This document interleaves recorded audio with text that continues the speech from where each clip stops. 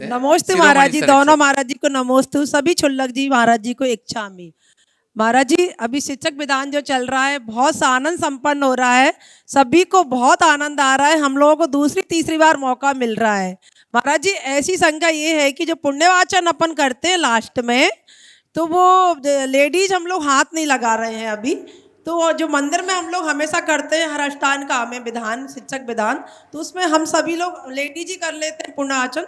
तो ये कर सकते हैं कि नहीं कर सकते महाराज जी? देखो, पुण्याह वाचन तो गुरुमुख से हो रहा है। आप हाथ जोड़कर अनुमोदना करो, वो आप पर आशीर्वाद बरस रहा है, वो जल धारा छोड़ने की कोई आवश्यकता नहीं है। ये तो एक आपको इंगेज करने के लिए कर दिया जाता है। पुण्याह वाचन में जल धारा डालने का कोई अनिवार्य विधान है क्या? प्रियंताम, प्रियंताम का मतलब क्या है? प्रियंताम यानी प्रियंताम यानी पानी पिलाओ, पानी पिलाओ। पियंताम, पियंताम है क्या?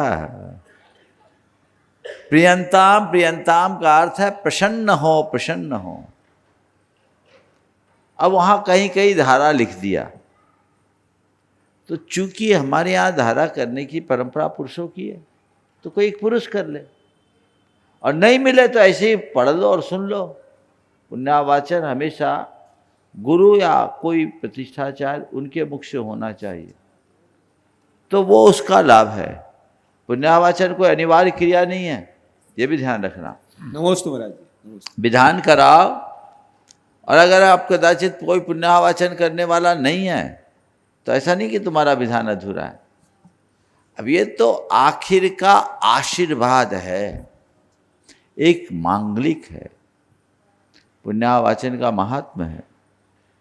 जब इंद्र की आज्ञा से अयोध्या नगरी की रचना हुई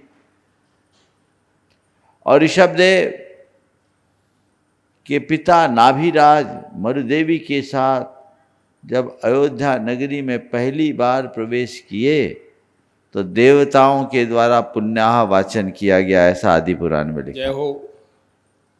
पुण्याह वाचन की परंपरा वहां से। किसने पुण्याह वाचन किया? देवताओं ने। किस बात के लिए किया? कि अब ये जो नगर है, नगर मंगलकारी हो। तो हमने ये विधान किया है, विधान सबके मंगल का कारण बने। इसमें त्रिकालवर्ती तीर्थंकर परमात्मा को नमन करते, सारे रिद्धिधारी मुनिराजों को नमन करते, सारे आचार्य परंपरा को नमन करते, पंच परमेष्टि का स्मरण करते। वो हमारे पाप क्षय का कारण है, और उनके साथ मंगल कामना की जाती है। तो जो धारा की बात है, हमारी जैसी परिपाटी है वही करना चाहिए। और फिर आजकल क्या है ना, आप भले किसी और वजह से धारा कर रहे हैं, और कोई फोटो खींचेगा और फिर उसको दूसरे तरीके से प्रचारित कर देगा। ये झमेला है। इस झमेला से बचने के लिए ही भैया जी ने आप लोगों को ऐसा निर्देश दिया।